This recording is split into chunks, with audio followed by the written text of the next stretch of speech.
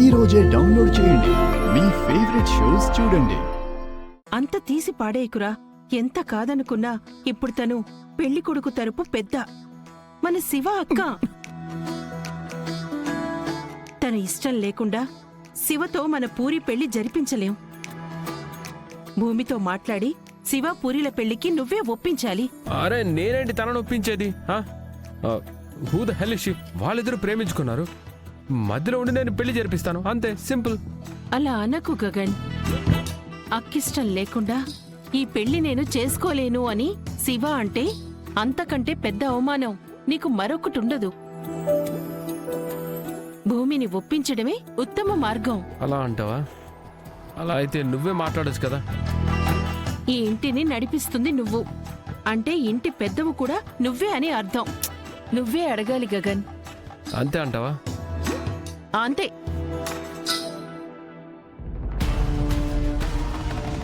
ఏంటి ఆ పూరి నిన్ను కొట్టిందా?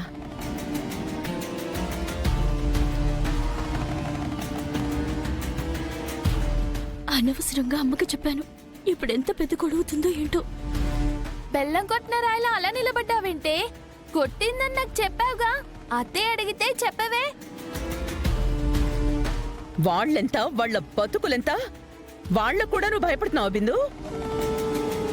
నిజంగానే కొట్టిందా? కొట్టింది అత్తయ్య. చూసావా వదినా?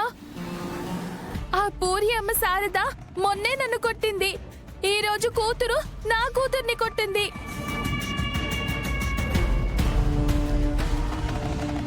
వాళ్ళని ఇలాగే వదిలేస్తే వాళ్ళ స్థాయికి మనం దిగజారిపోయామనుకుంటారు వదినా. వాళ్ళదే పై చేయి అనుకుంటారు. మనం ఏదో ఒకటి చేయాలి వదినా. ఆ పూరి మన బిందుని కొట్టిందని తెలిసిన మరుక్షణమే రక్తం సలసలా కాగడం మొదలుపెట్టింది మీరా.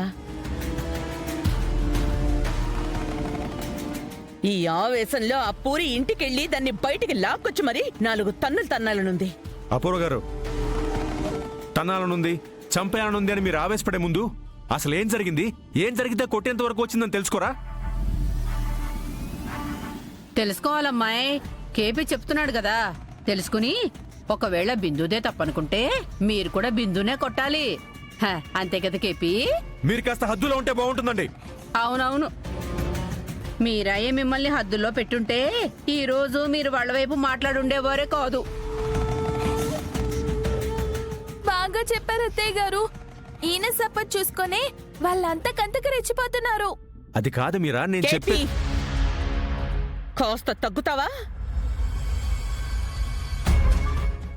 చచ్చా, అసలు నా పరిస్థితిలా ఉండుండకపోతే మన మధ్య ఇన్ని మాటలుండేవి కావు.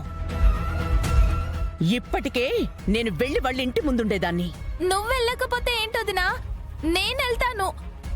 నీలాగా కొట్టలేకపోవచ్చు గాని నేను మాటలతో కొట్టగలను. అడగాల్సిన 4 మాటలు అడిగేసి కడిగేసి వస్తాను. మీరా, కావాలంటే నేను బిందుని తీసుకెళ్లి వాళ్ళతో మాట్లాడొస్తాను. కావాలని ఏమీ కాదు, కల్పించుకొని మరి మాట్లాడేస్తారు మీరు. ఈ వంకతో ఆ శారదని చూద్దాం అనుకుంటున్నారు కదూ. ఇందుని తీసుకొని నేనే వెళ్తాను. ఏ విషయం అనేది నేనే తేల్చుకుంటాను. నాతో పాటు మీరేమి రానవసరం లేదు.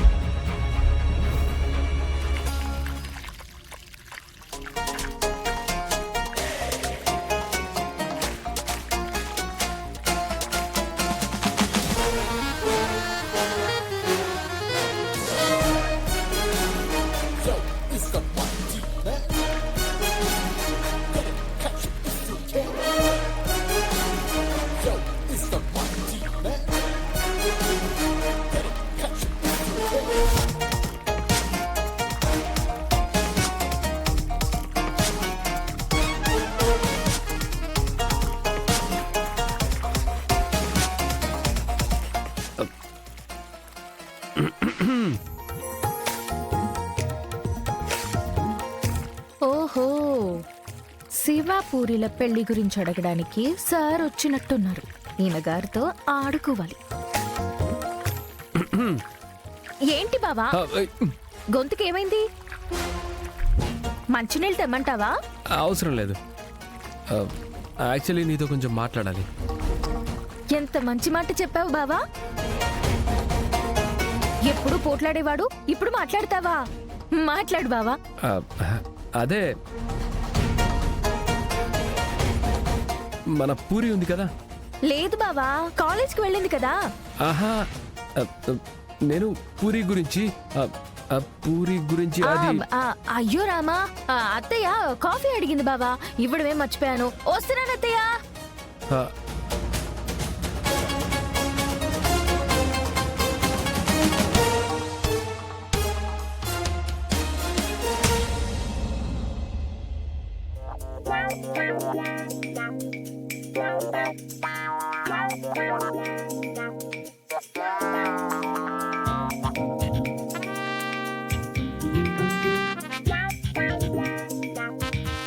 భూమి, చెప్పు బావా.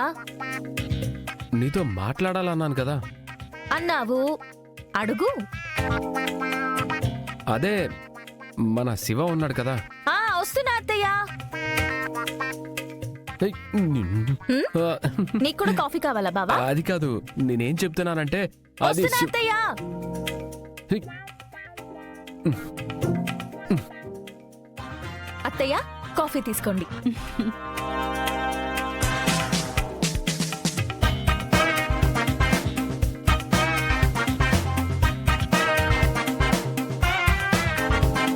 ఏమ్మా, పూరి శివాల పెళ్లి గురించి గగన్ నీతో ఏమైనా మాట్లాడా? మాట్లాడే ప్రయత్నమే చేస్తున్నాడు అత్తయ్య. నేనే ఆయనతో ఆడుకుంటున్నాను.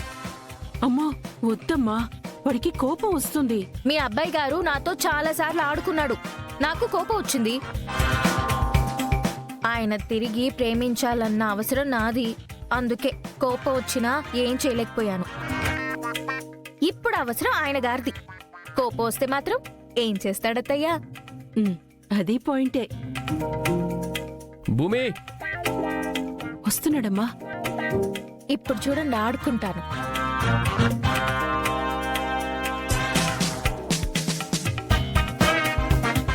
వస్తున్నానత్తయ్య. ఏ ఆగు, మా అమ్మ రూమ్ లోనే ఉంది. ఇంకో అత్తయ్య నీకు బయట ఎక్కడుంది? ఏంటి బావా కోపడుతున్నావు? ఏహే, కోపం కాదు, నీతో మాట్లాడాలనుకుంటున్నాను అంతే. ఇప్పుడు చెప్పు, ఏదో పూరి శివ అంటున్నావు. అదే మన పూరి శివ ప్రేమించుకుంటున్నారు. ప్రేమించుకుంటున్నారా? నిజమా బావా?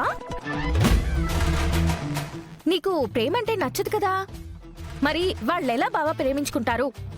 ఏయ్, నా సంగతి వేరు. సంగతి వేరైనా సంగతిలో ప్రేమ కామన్ గా ఉంది కదా బావా.